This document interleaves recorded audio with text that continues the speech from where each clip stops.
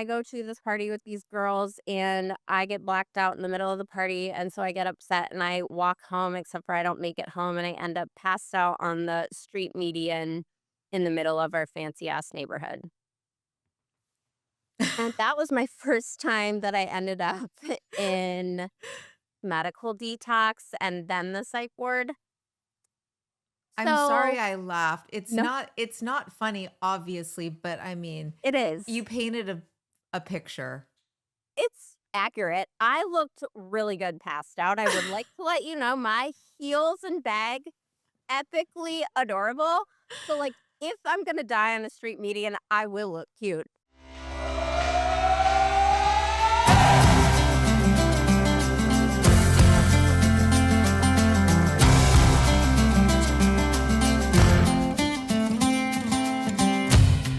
Hey everybody, we're here with Kristi, and we were talking so much off camera that I felt like we were wasting it. So I was like, let me hit record. Hi. Hi. I'm so excited to be here. Um, it says my internet connection is unstable. Are we good? I think we're good. Okay. Well, perfect. Yeah. You reached out yesterday and I had a little moment of, am I being punked? You are this amazing, inspirational, sober author, and I am some mom in the middle of Wisconsin, who has gotten sober, and your work has been so inspiring. So then when Celeste was like, "Oh, I don't know if you've heard of Stephanie," and I'm like, "Have I heard of her? I have her book, of course." Um, it was like an immediate yes. I feel like these are the kinds of gifts that we get in sobriety that you could never, ever in a million years predict or expect that these kinds of real life connections with people who really, really get it on a deep level would be presented. So I'm really grateful to be Well, here. aren't we all just some mom? I mean, seriously. It's funny. I That's so sweet of you. And I'm so glad that I wrote this book because before that I was just known for writing, parenting books and a couple of memoirs about my 20s that absolutely nobody cared about. Like four people bought it.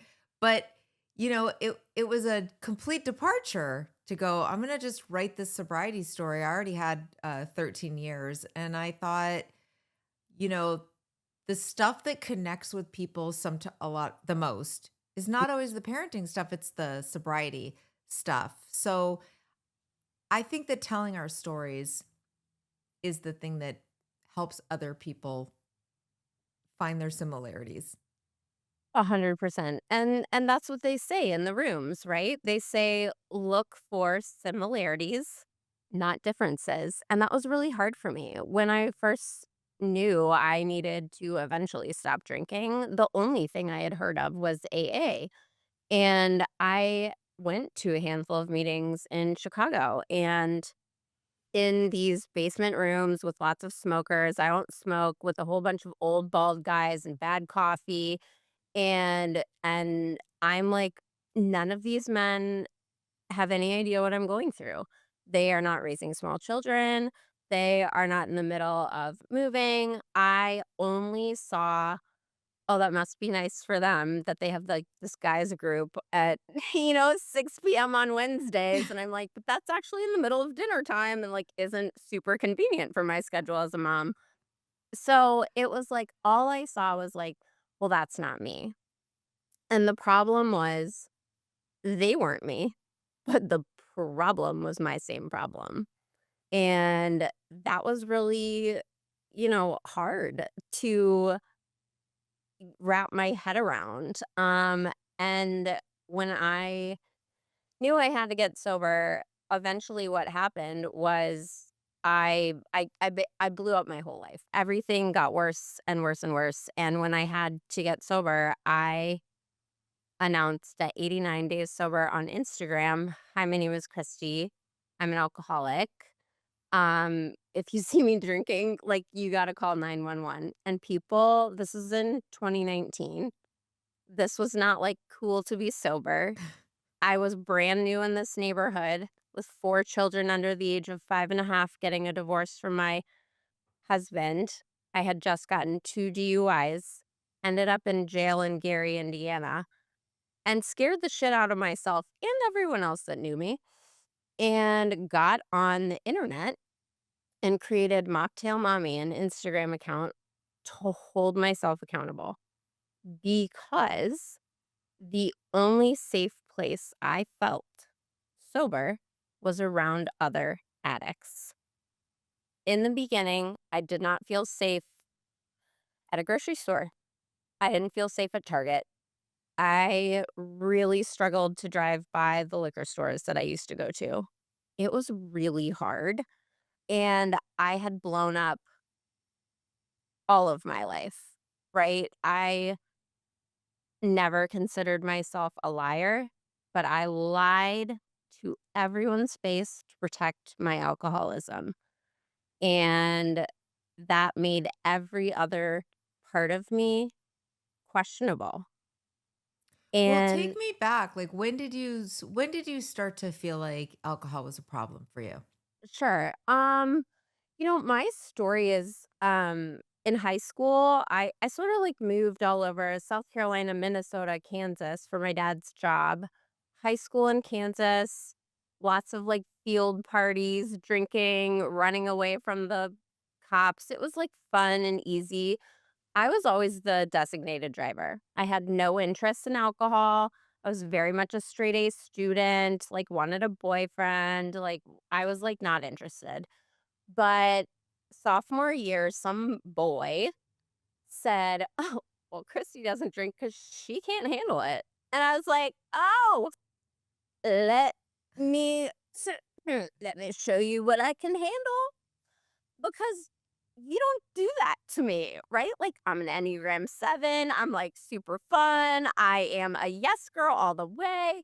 And so I'm like, "Cool, what are we doing?" They're like, "Jack Daniels." I'm like, "Sweet. I don't even know what that is." So I drank Jack Daniel's shots on, sophomore New Year's Eve.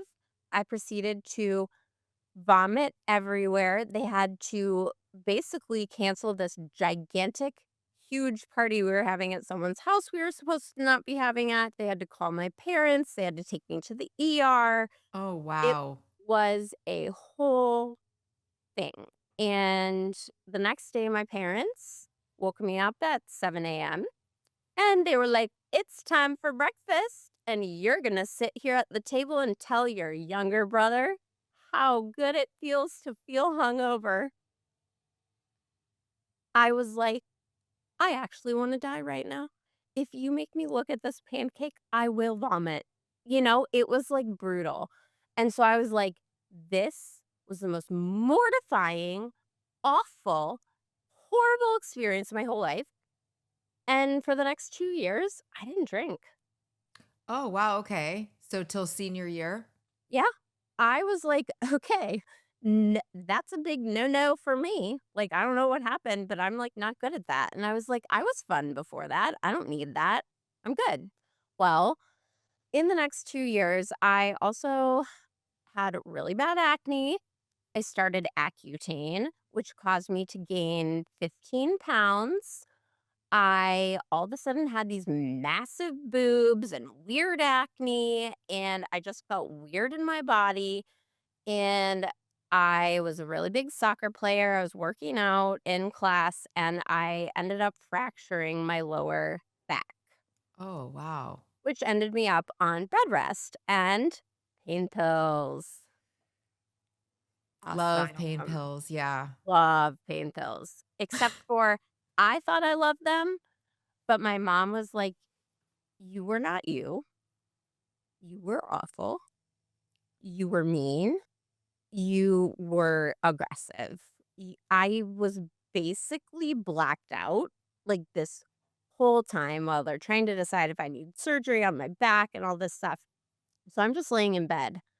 I'm losing weight without knowing it. And I go back to school 3 weeks later, and it is like I am Barbie prom queen.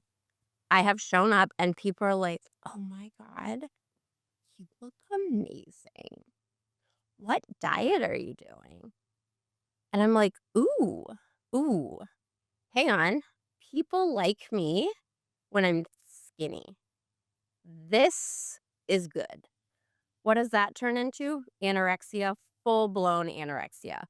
Counting calories, working out all the time, hiding, working out till I pass out, waking up at 4 in the morning, going to the gym. Like, it was a crazy cycle, but I was really busy worried about food and going to parties because and not drinking felt safe because it wasn't calories.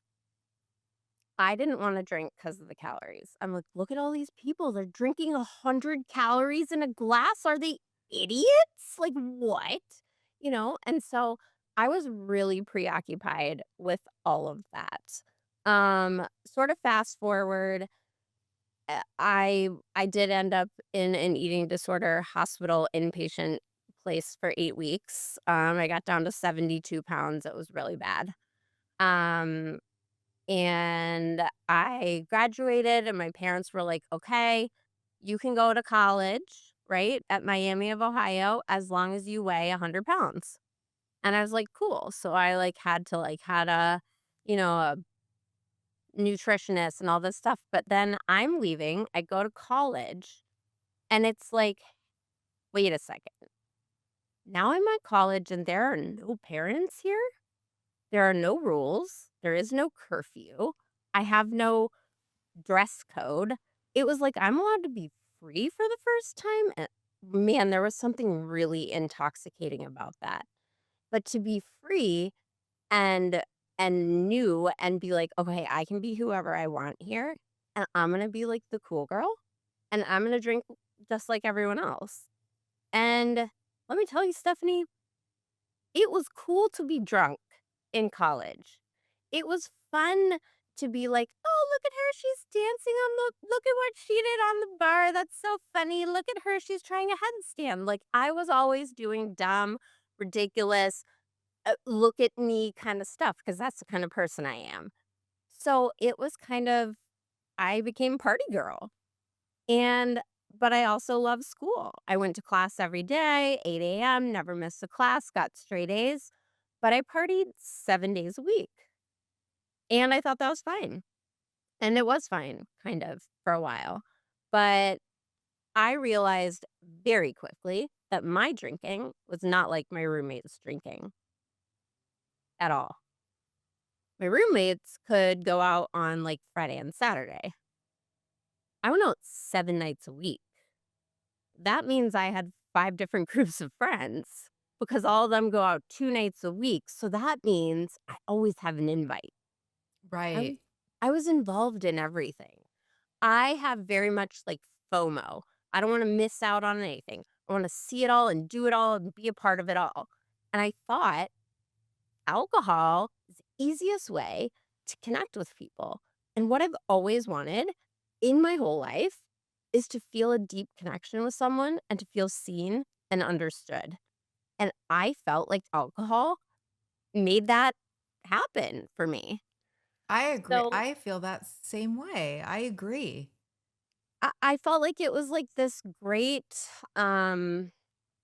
it doesn't matter. It doesn't matter kinda who you are if we're all sharing this bottle of wine. Right? Like, we're all in this place together. Um And that feeling of and I still miss this sometimes because when you're sober and other people are drinking, you can't help but feel a little distance from you're just not on the same level. And I do remember so clearly that feeling of like once you have a glass of wine in you, everybody's more interesting. Ever you just feel closer to people. Even, yeah. The next day you're like, "Oh god, that person was an idiot." But mhm. But it's like, yeah, the beer goggles work, right? Everyone is interesting. Everyone's a little more attractive. Like, you're a little more invested in their stories. So, college was super fun. I had the best time ever at Miami of Ohio. But it also is known for being a party school. There are 23 bars and 3 square blocks. wow. And you better believe I stopped at all of them and was real good friends with all the bartenders, and then I became a bartender, Stephanie, because why wouldn't you? And then I got fired from bartending because also that's what happens when you're an alcoholic and you're a bartender. So I ended up getting fired on uh Halloween, my senior year. I ran home in a bug costume, half naked, and didn't show up for the rest of my shift. And then I avoided that bar for 6 months. Right? That is how I handled alcohol that made me do things that felt embarrassing and like, "Oh my god, I would never do that," as a normal, sober person. Like, I'm a responsible, I show up. I would never do that. And so, instead of being able to, like, own the fact that I did that thing and have a hard conversation, I'd just be like, "Oh, I just won't go to those bars on that side of the street anymore." So, like, the consequences of my drinking were slowly, without my knowledge, making my life smaller. This place is no longer safe because I've been an embarrassment there. That place is no longer safe. This group, I threw up at their house. This guy's house, I peed in his bed. I mean, there are stories upon stories. My junior year, my roommate leaves a highlighted newspaper article taped to my apartment door, right? My bedroom door. And it's like, um, signs of problematic and blackout drinking. And she has highlighted this article, and I am 21, and I am like, "What a bitch." She is so unfun. Like, her hangovers suck. I don't even know what her problem is. She has a boyfriend. Bleh, she's so boring. And I was mad. I was, like, pissed off, and I was like, "I'm so sorry that you can't party. Whatever." No, Stephanie, like, she saw real problems. Like, she was really concerned. I But was you were coming home. 21, you were never gonna be like, "Oh my gosh, thank you so much for the good feedback." That is something I'm g really gonna consider, and maybe I'll, check myself in somewhere. You're 21. Oh my god, I've had lots of those. Not that exact thing, and that story is so common. I have friends that are like, "Oh, this friend of mine, came to my house and left a big book, of alcoholics on my kitchen table," and I was like, "Fuck off." It's like I know where it's coming from now. Of course. At the time, I'm like, "Literally go to hell." Like, "I hate you so much. Go eat some pancakes and, like, call your mom or something." Like, I don't know. So, but it was like, "Okay, we can see that there's, like, a difference here." I blacked out every time I drank. I didn't know that you shouldn't.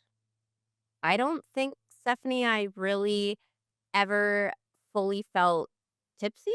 I was 100% of the time drunk. Tipsy was like the first sip. It I drink like a man because I want to have as much fun as they're having. So if my boyfriend or ex-husband, for example, weighs 250 pounds and I weigh 105 soaking wet, but we're going drink to drink, shoot. But Yeah, I didn't put two and two together. I just thought we're all getting another round. Me too. right. So what Um, happens? So you get out of college. get out of college, move to Chicago, fall in love with this guy. We both have sort of like big, good corporate jobs. We have a really nice income, and our entire life revolves around flying to Napa. I've never been to Napa Valley. Now we're in every wine club ever known to man, and drinking is sexy and sophisticated. Plus, I'm wearing heels, and we got a limo ride. Okay, like I am living out my ever loving dream. I'm like, I have everything in the whole world. Except for then, all of our wine starts showing up at our house, right? And then I'm realizing, okay, yeah, I mean, like I'm 22, 23, he's 28. Okay, so we go out to dinner 5 nights a week and we drink every night.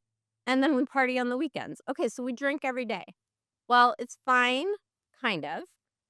There are definitely times that my drinking start causing problems, sort of at like big events, like a wedding out of town, right? I get so excited. It's like, woo!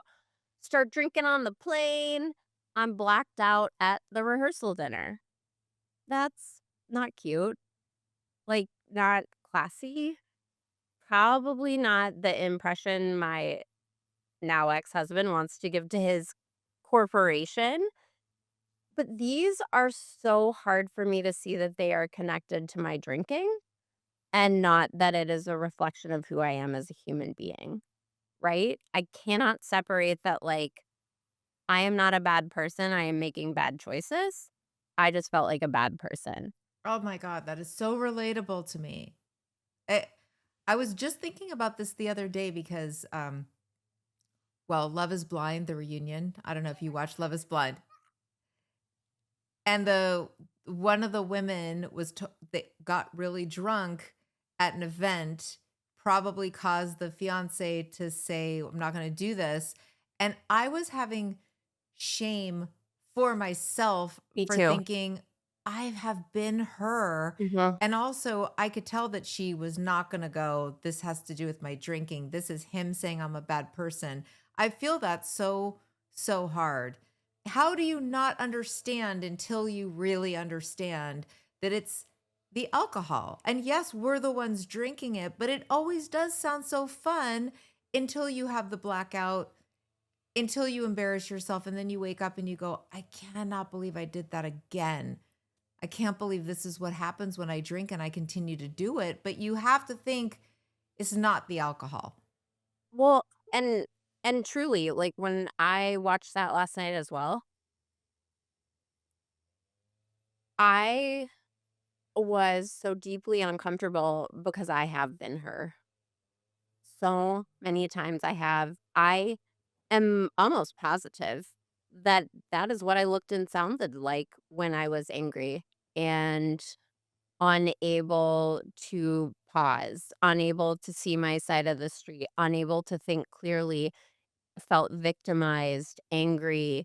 Um, and that was the only way I knew how to express anything was like I repressed everything except for joy for the longest time because joy was allowed, joy was acceptable, and joy was expected of me. And that is what I would be delivering as expected.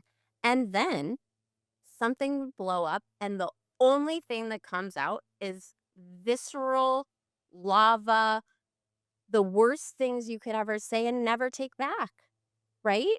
That is how I really believe I acted. I don't know for sure because I was always blacked out. Um, but yeah, so I couldn't separate that like, okay, some of these big problems, and then it was like, well, the guys get drunk too. It was like, okay, we're still figuring it out. So we're figuring it out, and then I get pregnant. And I get pregnant, and I find out I'm pregnant at like 9 weeks, and I'm not even concerned about not drinking. I'm like, oh my God, I'm pregnant. I'm gonna be a mom. This is the best thing ever. Did not really cross my mind. I ate a lot of ice cream and hamburgers for the first time in 20 years. I was like living my best life. And then I have this baby, and he's beautiful and perfect and wonderful, and I have champagne, like, in the hotel room because, like, obviously, I've been waiting for 9 months, so I have mimosas in the hotel room, and Stephanie, it was off to the races. I was like, "Actually, wait, being a stay-at-home mom is actually the best thing ever. I'm getting paid by work for the next 3 months to hang out at home, drink mimosas, watch, Real Housewives with my baby, and do tummy time." Like, this is the shit. I have reached the holy grail of why I'm on this planet. It was awesome until I realized I didn't have the same level of like intellectual connection with this newborn that I did with the job that I had, all the work that I did, the people, the connections. I didn't have responsibilities that were the same. I was sort of tied to the house. I was no longer seeing my friends. I was no longer using my brain the way I was used to. So I'm like, God, I can't wait to kind of like get back to being myself. So I go back to work, we get a nanny, and I'm drinking like a maniac. I went out for the first time, really, really out for a bachelorette party at when my son was 4 months old. I was breastfeeding, and you can see throughout the night, my boobs are just rising full of milk in all the photos, and, like, by the end of the night, my boob is, like, up to here, and I come home, and so I'm like, "I have to pump," and my husband finds me passed out in the nursing chair, the pumps, boop, boop, boop, boop. "Stephanie, are they going into bottles?" "No. No, ma'am. No, ma'am. I just have boob milk all over me and my nursing chair." I'm like, "Okay, well, obviously it's just because I'm a brand new mom and I took a lot of time off and it's fine." And then I get pregnant again. And I'm like, "Whoa, that wasn't planned. That was really fast. I thought you couldn't get pregnant when you were breastfeeding. Oops. Okay." So then I'm pregnant again. And this time I'm like, "Oh man, that is pretty annoying that I can't drink." It seems like everyone else is still like partying, and now I'm like momming and pregnant and have a job and can't drink. And this seems like pretty unfair. So I was like, "God, I can't wait." And then it would be like, I think probably at 7 months, I could probably just like have a glass of red wine. I've heard that's fine. Well, so, I do or whatever. I have my second son. He's almost 4 weeks early. He ends up in the NICU for a month. I don't leave the NICU for about 2.5 weeks. I have a 16-month-old at home. The first night I go home, I get blackout drunk. And then I go the next day and I breastfeed my newborn. These are not things I'm proud of and not things that I was aware I was doing, also. Like, I just thought I was doing what I needed to do to survive, that my child was in the NICU, my 16-month-old is at home, my husband is back at work, and I don't have any help. And I felt scared and unqualified. And I felt like nobody gave me like a manual on how to do all of this. So he gets out of the NICU the night before. We went to a huge party. I get blackout. We go pick him up at the NICU. I'm throwing up on the way. I mean, this is to bring home our tiny little baby. And when we get home, the next couple months are pretty difficult. And I am not happy. I feel like my husband and I are like not connected. We don't feel the same. Like he's sort of like knows what's going on, but like he very much has a separate life. He has a job to go to. And I'm just like in the occupational therapy, feeding therapy, right, all the things that I know you know. And it's a lot to manage. And then I get pregnant again. And this was also unexpected. And so I get pregnant again. And at 5 months pregnant, I find out that my son is going to be born with a cleft lip and palate. And overnight, my pregnancy goes from normal to high risk. And my life turned upside down. And every single thing I felt about myself before that day disappeared. And I felt like I've already failed and I haven't even met my son yet. And I already failed him. Um, and in the back of my mind, I never would have admitted this, but I wondered if it was because of my drinking. And I'm like, "Oh my god, like, did I cause this? Like, I'm never gonna be able to forgive myself." This is not fetal alcohol syndrome. This is a randomly occurring birth defect, but the reality was the way it made me feel about myself, that I could have caused something because I was being reckless and I was more worried about medicating my own self ego, anxiety, whatever, that I wasn't actually able to put this newborn first. Like, that was really terrifying to me. When my son was born, perfect and he's amazing. Um, but it was really challenging. I couldn't breastfeed. He had 3 surgeries his first year. I had 3 kids under 3.5. We just moved from Chicago to the suburbs. My husband got a big corporate job, was traveling 200 nights a year. I don't know anyone in the suburbs. And everyone who came over to meet me brought me wine. Welcome to the neighborhood. Can I watch your babies while you go out with your girlfriends? We would love to have a play date and hold them. Mommy wine culture showed up big time for me. And I lived in this bougie neighborhood in the suburbs of Chicago, and we had enough money, and they had nannies, and it all looked good. And so that's what we did. Mommy wine culture was how I survived, except for it started getting really bad really quickly, right? Because none of us had jobs. We were all stay at home moms. Somebody would host a party. We'd drive a mile away, all hang out all day, get blacked out. I would get blacked out. I don't know about other people. And then I would go home and pretend to my husband like I hadn't been drinking all day and be like, oh, it's 4 o'clock, so we could open a whatever. And he's like, have you been drinking? And I'm just straight up lying to him. Like, what is wrong with you? It is 3 p.m. on a Wednesday. Of course, I'm not drinking. Like, get your shit together. Like, I'm sure you had something at lunch. Like, I was mad. Um, and I smile because also relatable. I was like, "What? Who do you think you are to tell me? Like, you don't have a beer at happy hour every day? Who are you to tell me that I'm less of an adult to make this decision?" And it Yeah. was a huge control thing too. Like, it did not like the thought of someone else, like, having control over what I could or couldn't do. Um, so things start getting worse, and I go to this party with these girls, and I get blacked out in the middle of the party, and so I get upset, and I walk home, except for I don't make it home, and I end up passed out on the street median in the middle of our fancy-ass neighborhood. And that was my first time that I ended up in in what, not, I guess, medical detox and then the psych ward. I'm sorry So I laughed. no, It's not funny, obviously, but I mean, it is. you painted a picture.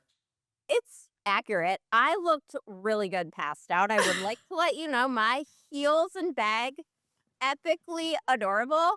So, like, if I'm gonna die on a street median, I will look cute.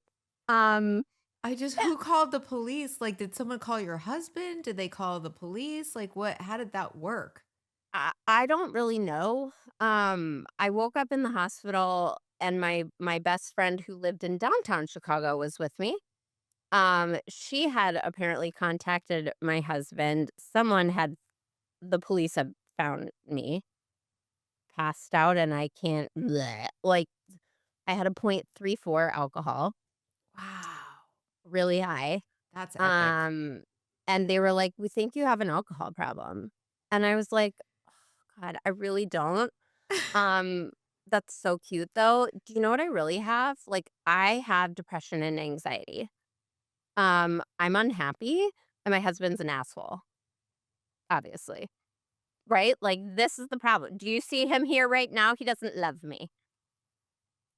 Whatever, right? So I'm like anything but the alcohol could be the problem. So then they're like, "Great, go see a psychiatrist. Get some benzos." Before we started recording, you were like, "There's so many similarities in our story," and I am hearing them. Mhm. Mhm. Yeah, Yeah. that's what I need. I need something to take the edge off because I Yes. have anxiety and now I have diagnosed anxiety. So like this has been the problem all along. The problem is I don't get to feel like normal people. I've never felt like just super comfortable in my own skin because I had anxiety. Now everybody can get off my back about the fact that I sometimes black out when I drink. Right. So I'm like, perfect. So I'm like, great. Now I'm on benzos and drinking. Fantastic. great combo. Um, things do not get better. My husband is now, like, concerned enough. There have been enough times that, like, he's out of town and the babysitter will call and be like, "I'm a little worried to leave because Kristi's home, but, like, she's not, like, with it." Um, I can't tell you how many times babysitters slept over at my house because they were too scared to leave me alone with my children. Again, like, super not proud of this and super unwilling to look at it because I felt trapped, scared, wrong, bad, alone, and didn't see a way out. And so I thought the way out was ignore it and maybe it'll take care of itself eventually. Um, Maybe but when you feel better, you won't have to drink right, and then it will just go away, right, or at because I'll least have reduce to the fact that you can drink regular, like a I regular can just be person. social, just Right. like social on the weekends at parties or on days that end in Y. Or if there's like a matching glass with the cocktail and it's the theme, because I love the theme. So like I couldn't miss out on that. Anyway, so my drinking is really bad and things keep getting worse and I keep lying and now I'm hiding bottles. Now I'm hiding bottles around the house because my husband is on to me. He's now tracking my spending. Now I'm buying liquor not from liquor stores or grocery stores. Now I'm buying it from Target, Home Goods, anywhere that you can buy it that would not be like, you go here for food and drinks. Anywhere else that sells it, CVS, Walgreens, any of those, I am buying it there because that's not trackable. So those are my bottles that now he doesn't know that I have. He knows that I'm getting it somehow, right? But I think he doesn't know that I have them and they're hidden all over my house. So that when I'm doing laundry, at 2 o'clock in the morning and say I have to switch the laundry, I'm actually up drinking for an hour because at this point, I have 3 kids under 4.5. My husband and I are not on the same page. We are not getting along. I have no real friends. I have like a group of people I pretend to hang out with so I can drink. And I don't feel seen or understood by them. When I drink, I get depressed and sad. When I get depressed and sad, I drink more alcohol, and then it becomes a really big problem. So my parents get involved and they're like, "You have to go to treatment." And I was like, "Great, I'll go to an anxiety, depression, and eating disorder program." I have all of those things. They were like, "You're right. Let's send you to that." So I go to a 6-week IOP program, right? It's or PHP. So it was 5 days a week, 6 hours a day. And about 4 weeks into that program, Stephanie, do you know what happened? They everyone got smoke breaks. Right? So, like, in the middle of this program about eating disorders and depression, people get, like, these smoke breaks. And I'm like, "I'm not a smoker, but, like, these people get to go on fucking breaks? I'm gonna become a smoker." Okay, so I don't like smoking, but I'm like, I love the idea of a break. So I just start bringing wine in my car. And so I then take smoke breaks and I'm getting alcohol, warm alcohol out of a Franzia box in the back of my car. Yummy. I get blacked out in the middle of this program in the middle of the day. Come to in the hospital. I have been kicked out of a PHP program for getting shit faced. Awesome. So after that happened, um, I got out. Nobody sort of knew what to do with me. I drove one time and I totaled my car. Nobody was in the car, thank God, except for me. But after that happened, my parents and my husband were like, "This is enough. You have a problem. You have now ended up in detox 4 times. you've been in the ER multiple times for alcohol, you have an alcohol problem." And I'm like, "I hate all of you, but whatever." So they're like, "You have to go to rehab." So I'm like, "Great, I'll go to rehab." So this is 2017. My youngest is 1, my oldest is 4. I'm like, who leaves their kids when they're this tiny? I fly out to California to some fancy rehab because I'm like, I'm not going to go to downtown Chicago, like driving in traffic. F that. Like, I'm going to, like, I want to go horseback riding. I want to get a tan. I'm going to get a 6 pack. Like, I'm going to come back from like mommy camp and be like so hot. This is literally my mentality. Going to rehab is I just need a mom break. This is mommy reset. No one gets it. I'm not actually an alcoholic, and I'm gonna go prove it. Well, my thinking was the same because when I got sober, my twins were 18 months and my older daughter was 4. And I was so jealous of the people that were like coming to meetings from rehab. I'm like, damn, it must be nice. I can't even imagine. What do you just yoga classes every day? I was so jealous. Yeah. So I'm like, "Great, I'll go to rehab." I go to California. It's basically like the Four Seasons. It is the most beautiful, luxurious place. We have, like, a private chef, and, like, also it's, like, $1 bazillion dollars also, by the way. Like, and insurance does not cover this. And I'm like, "Whatevs." Like, Was it this Cliffside? no, it Okay. was called hang on. It starts with an R. It'll come to me. Okay. It's Um, okay. Just because we had the guy who used to run Cliffside on the show, but oh, he was kind of a douche. yeah. Anyway, It was the place that Robin Williams went. okay. It was yeah, it was real fancy. Um, it was real fancy, and I learned a whole bunch of wait for it, nothing. Do you wanna know why I learned nothing? Because I didn't want to. I think you could go to you can send somebody to rehab, and if they don't wanna be there, they're not gonna get anything out of it. I really I think that's true, and I still needed to go. What happened was all the alcohol was taken out of my system for 30 days. What happened was I saw glimmers of people.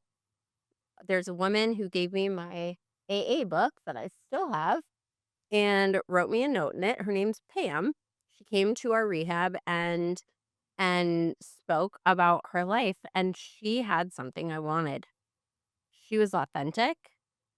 She was confident, understated confident, didn't have to like own the rooms, but owned it anyway. Really sure of herself, had like peace, peace and serenity. I was like, "What?" She just like feels she has this like lovely energy and light, and there was something really attractive about that. And so I asked the rehab place if I would be able to meet with her a handful of times, and they said yes. And so she and I really made a deep connection, and she took me to her AA meeting, which was a totally different experience than going alone to some random group in downtown Chicago when I didn't really want to go. This was kind of like it sounded like your first time. Like I had a friend. I had someone whose arm I could hold on to, whose hand I could squeeze, who's gonna drive me home because Lord knows after I raised my hand and said for the first time, "Hi, my name is Kristi and I'm an alcoholic," I was not gonna be able to drive home. I was not gonna be able to stop crying. I was terrified. Is this real? Am I this kind of person?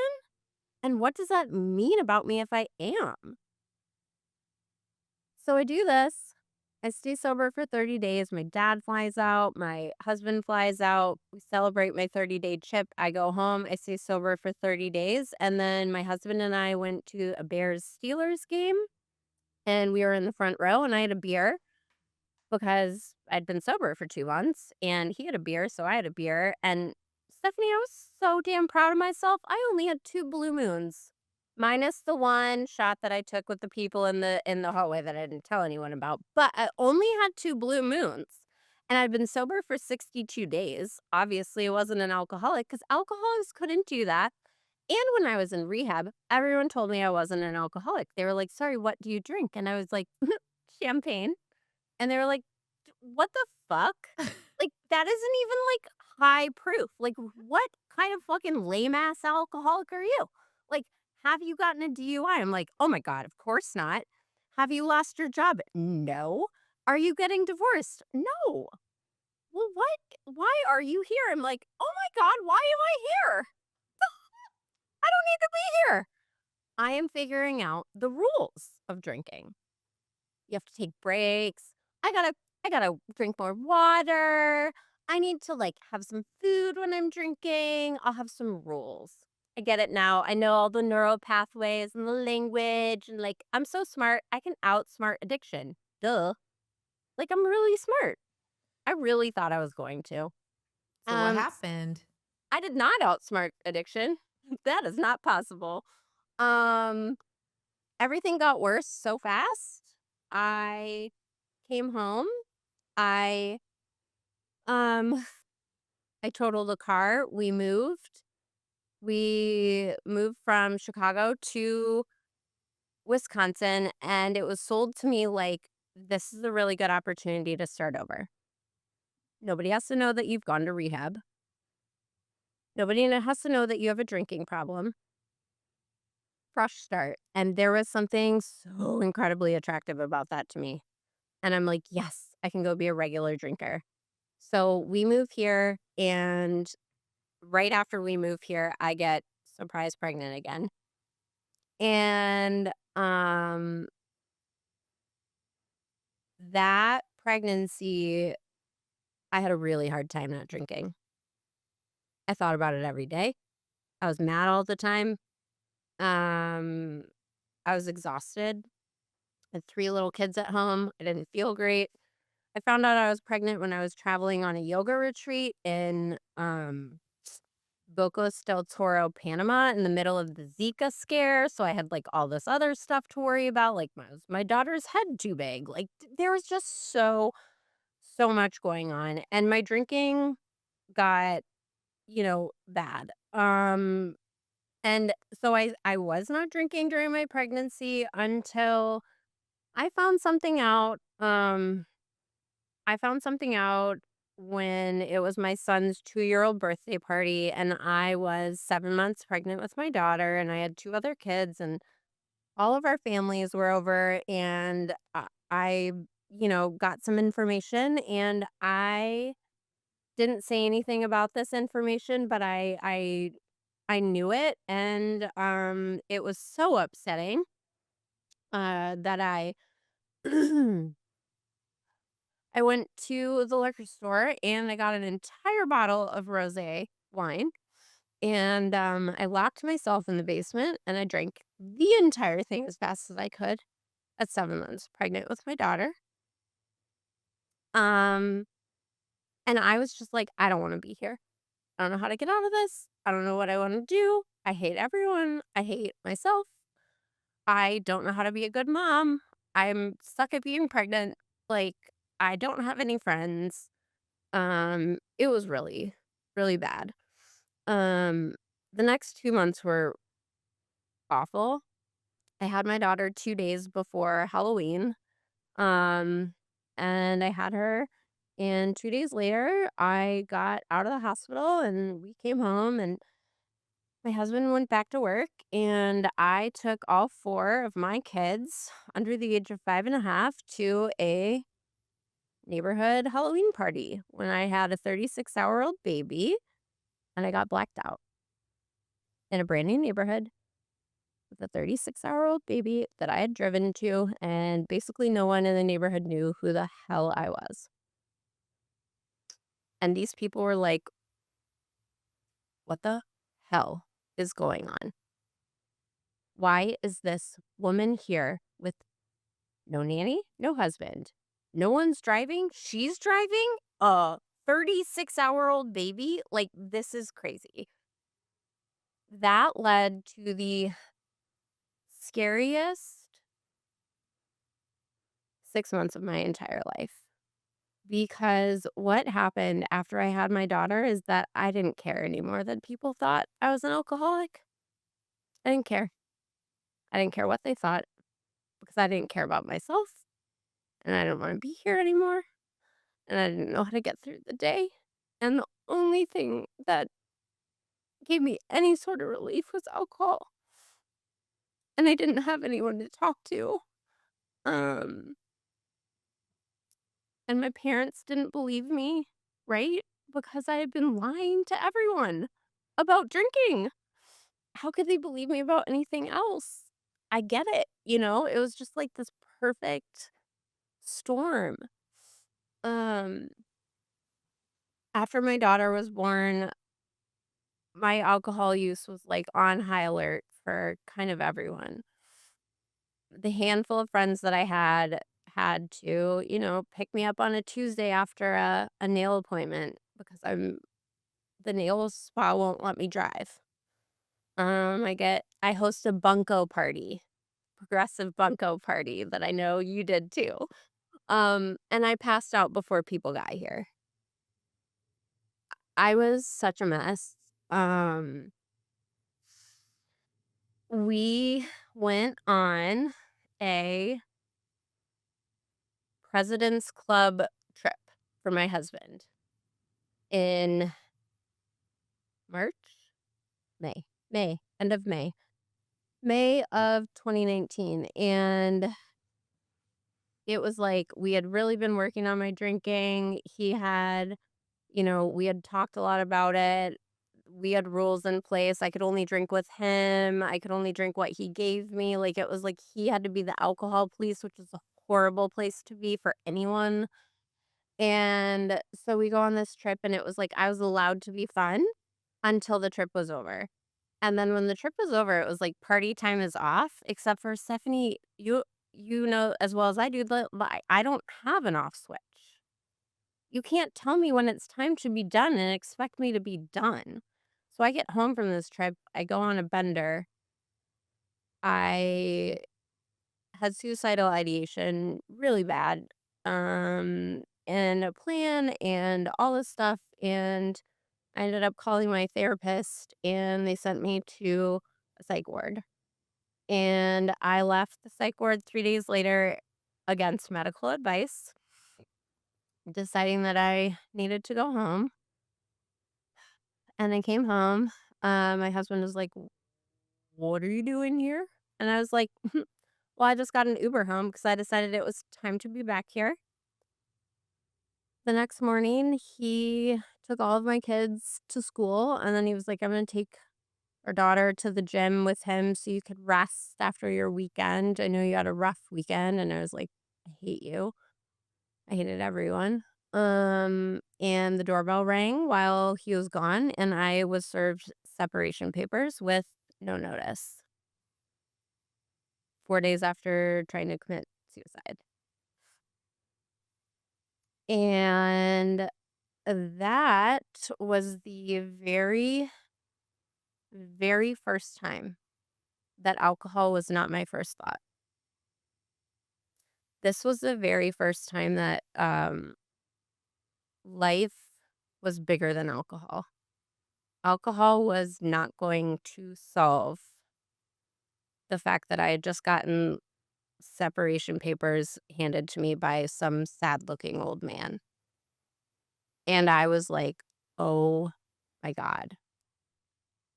So I stayed sober for about 3 weeks. I got a lawyer. And then my husband and I went to a concert, somebody we really loved together. And what did we do? We had a drink. And that led to 6 weeks of me drinking and driving. I ended up all over the state, blacked out, passed out, throwing up in random parking lots, hotel rooms. Nobody knew where I was. Like, I didn't know where I was. I would leave entire suitcases of things in a hotel and just like be like, whatever, I don't need that stuff anymore. I wanted to run away. And alcohol like couldn't get me far enough away from myself. Um, and so The 2 weeks before the 4th of July, I had had another big incident, and my husband was like, "I don't trust you at home alone with the kids."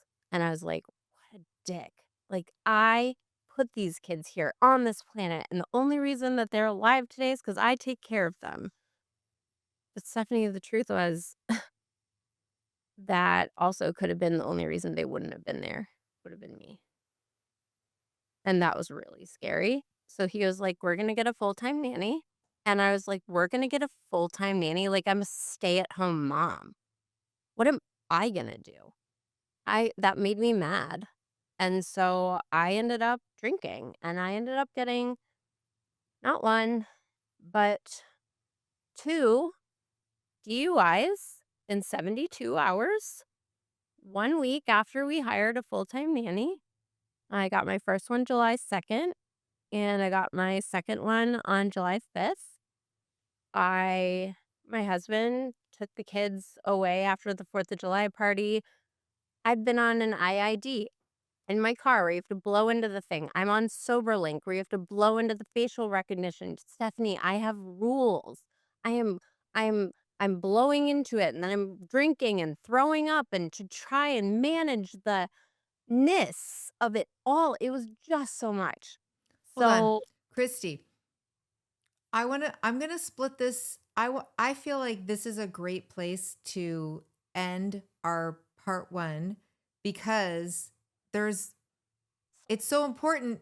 No, no, no, no. It's great. The part two, the after, I feel like can be its own story, and we for can do sure. another like 20 minutes on that. Yeah. So freeze where you are. Tell us Yes. where to find you. I see it on your screen, but you're at Mocktail Mommy. Yes, mocktail mommy. Kristi Tanner. I mean, you've come a long way since then. So I want everybody to tune into part two. I'll post part two tomorrow. Um, so let's pause Yep. and then get right to part two. Feeling like life is good, yeah.